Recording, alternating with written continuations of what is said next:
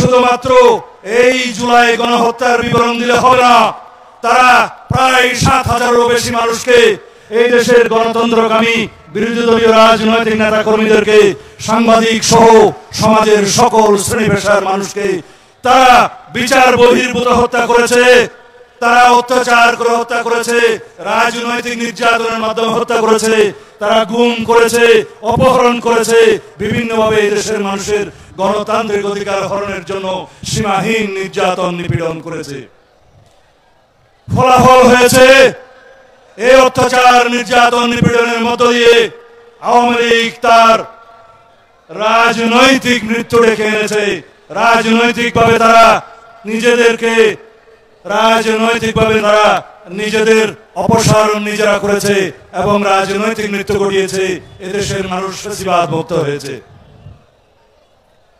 এই আওয়ামী লীগের ইতিহাস জন্মলগ্ন থেকেই এক দলীয় শাসন ব্যবস্থা প্রতিষ্ঠার ইতিহাস।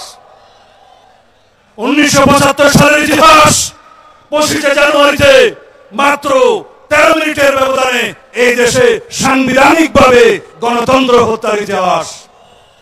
বাকশাল প্রণয়নের মধ্য দিয়ে নিজেদের রাজনীতিকে হত্যা করার ইতিহাস।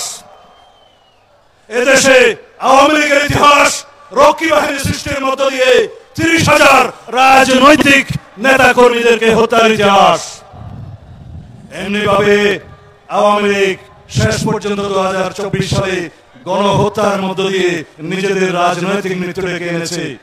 আওয়ামী লীগের মৃত্যু হয়েছে রাজনৈতিকভাবে বাংলাদেশে, ঢাকার মাটিতে। দাফন হয়েছে কোথায়? দিল্লিতে। আমি এর বেশি যদি বলতে চাই সময় হবে না।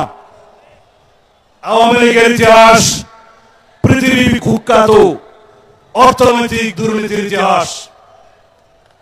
এই সরকার ক্ষমতা গ্রহণের পর একটি শ্বেতপত্র কমিটি গঠন করেছিল ডক্টর দেবপ্রিয় ভট্টাচার্যকে প্রদান করে। তারা রিপোর্ট দিয়েছে বিগত 15 বছরে আওয়ামী সরকার 4 লক্ষ কোটি টাকার বেশি খেলাপি ঋণের সৃষ্টি করেছে। ব্যাংকিং খাত, অর্থনৈতিক খাত দেউলিয়া হয়ে গিয়েছে। এই আওয়ামী সরকারের সময় রাজনৈতিক বিবেচনায় যেই সমস্ত লোন দেওয়া হয়েছে, যেগুলো আদায় করা সক্ষম হয়নি, সেই লোন, সেই শ্বেতপত্র কমিটি বলছে 24টি পদ্মা সেতু করা যেত এই লোন দিয়ে। আওয়ামী লীগের সরকারের সময় যে আর্থিক দুর্নীতি হয়েছে তার বর্ণনা দিয়েছে প্রতি বছর 2 লক্ষ কোটি টাকা বিদেশে পাচার হয়েছে। সর্বমোট 15 বছরে 29.5 লক্ষ কোটি টাকা বিদেশে পাচার করেছে এই দেশের মানুষের সম্পদ। আওয়ামী লীগ মেগা প্রকল্পের নামে এই দেশে মেগা দুর্নীতি করেছে।